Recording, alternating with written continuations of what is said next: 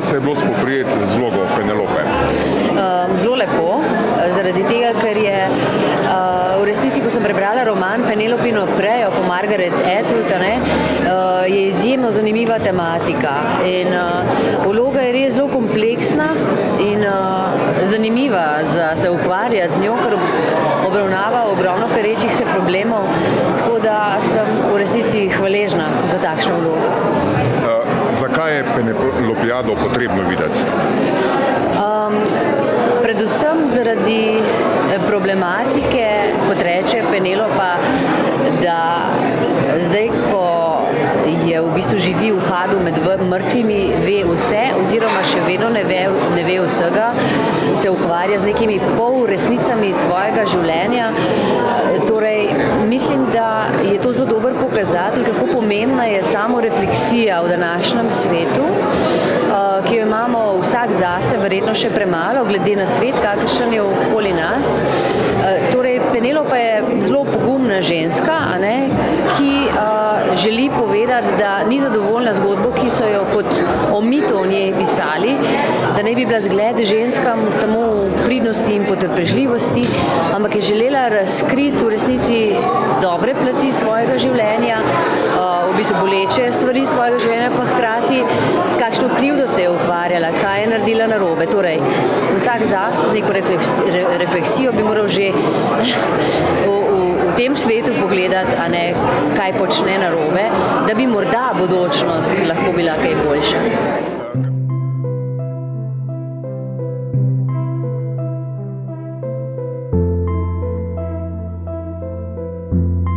Saša, najprej čestitke za vlogo. Hvala lepa. Kakšna je ta vloga, je večplastna, kako ste jo vi doživljali? Torej, lepa Helena se je imala vedno kot stereotip, torej, da je fatalna, čudovita ženska, ki je v bistvu povzročila trojansko vojno.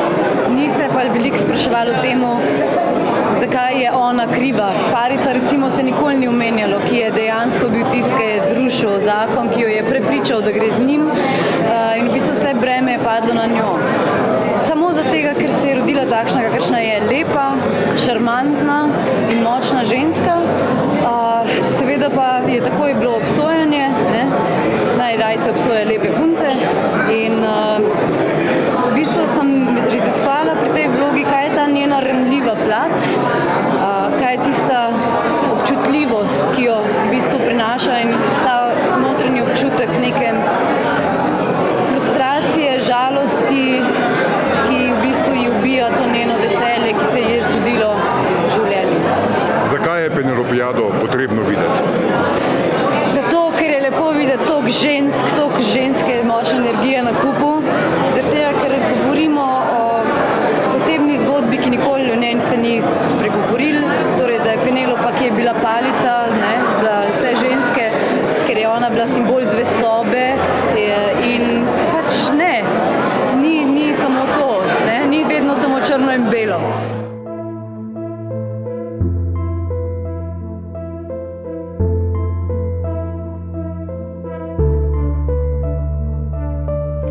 Zakaj je Penelopijado potrebno videti? Mislim, da jo je potrebno videti predvsem, ker odpira eno vprašanja, ki jih Margaret Atwood zelo natančno razkriva, najprej skozi svoj roman, potem skozi dramatizacijo in na tem tretjem nivoju seveda tudi naša priredba, ki vključuje še nekatere avtorske tekste, te znamenite avtorce. To je seveda roman, ki je nastal skoraj pred 20 leti, ampak se vsebinsko zadeva seveda je zelo aktualen, saj zadeva nekatere stvari, kar se tiče ženskih pravic, emancipiranosti, nasilja nad ženskami, spolne zlorabe in tako dalje, ki se seveda v današnjem času absolutno še vedno dogajajo. To je ena dimenzija, zaradi katere je po mojem vredno slišati to besedilo. Vredno ga je slišati tudi zaradi tega, ker se Margaret Atwood za pravice, človekove pravice, ne samo za pravice žensk, bori z besedami. In tudi ta predstava se, mislim, da bori z besedami.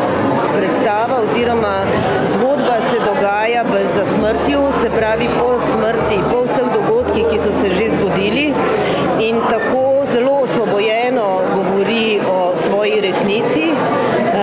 Noče ostati več ta legenda, ta palica, s katero so tepli ženske, da bi bile še vedno ubogljive, popustljive, čakajoče, ampak se na nek svoj način bori proti polresnicam, proti čemur se mi zdi, se danes vsi borimo. In to se mi zdi, da je v nekem ta povprečnost, razumevanje sveta, polresnice, mediji, vse to se mi zdi, da je vključeno v to predstavo in da je mogoče zaradi tega vredno prisluhniti.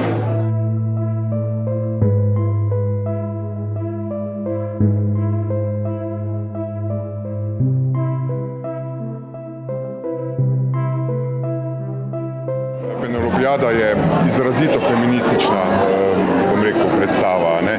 Kako si jo kot moški ti doživel? Ženska predstava je.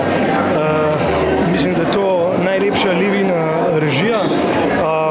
Absolutno sem popolnoma navdušen nad igralsko zasedbo čudovitih igralk in pevk, ki so vdahnile toliko ženskega talenta tej predstavi, da sama izvedba absolutno presega tekst Etudove. In dopolnjujejo se te ženske elemente na vsakem koraku in do te mere, da je najbolj duhovit prizor je pa, ko ženske